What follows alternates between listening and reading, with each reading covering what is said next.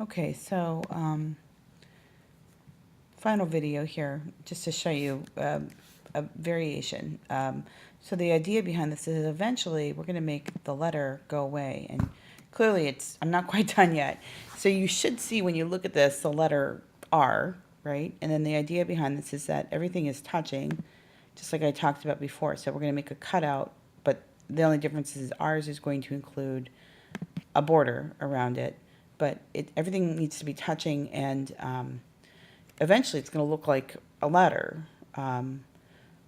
So the idea behind this is that you want to use variation. So what is variation? Well, variation, very simply put, is that if you have a shape like this, if you change it in some way, if you vary it, that is using variation. So what I'm not going to do is just keep doing this. That there is no variation to that shape.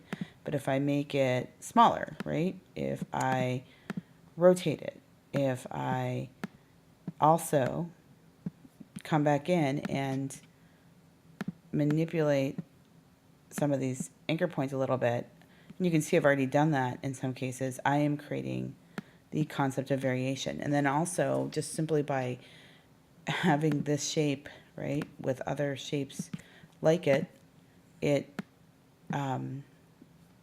automatically creates variation. And of course, when I put these in, what I don't want to do is end up like having a shape, see, like this.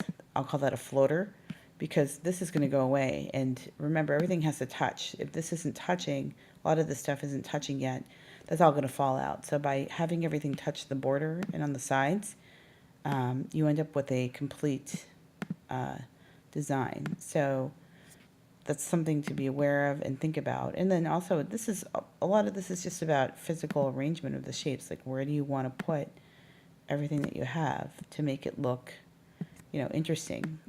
So it's not just about like plunking it down. This is, a good portion of this project obviously is really just about making it look good together and interesting together, and how you choose to place your pieces and put them down. But again, eventually what you should see when you look at this is your letter made out of all those different shapes. And if you want to make another one where like it's your shapes combined together and make something other than a letter, that's fine too. But make one of a letter, because it makes it simple for us. But I'm not saying you can't do another one. Have fun with that. So that's pretty much the assignment for you guys today. And then I'm going to show you how to format this for the laser cutter. And again, we just plug and chug, put it in the laser cutter, click a button, and boom, does amazing stuff. So hopefully that's enough information. Hope you guys have fun.